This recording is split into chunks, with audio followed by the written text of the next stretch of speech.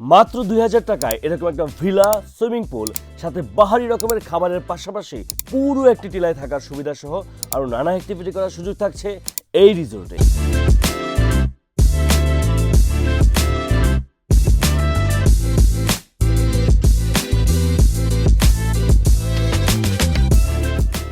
এখানে কবে, কখন ও কিভাবে আসবেন বিস্তারিত থাকছে এই ভিডিওতে।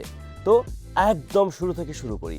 ঢাকা থেকে ট্রেনে করে শ্রীমঙ্গল স্টেশনে নেমে 300 টাকায় একটি সিএনজি ভাড়া করে সোজা টিলাগড় ইকো রিসোর্ট চলে আসলাম। ভাইরে ভাই, এত সুন্দর রিসোর্ট, মানে এই রিসোর্টের মধ্যে এত সুন্দর সুন্দর বেশ কয়েকটা কটেজ, মানে কটেজের ভেতরে মানে একটা 5 স্টারে যদি আপনি যান, সেখানে গেলে যেই ধরনের ফেসিলিটিস আপনি পাইতেন সেম টু সেম ফেসিলিটিস এই টিলার উপরে এই কটেজের মধ্যে আপনারা পাচ্ছেন।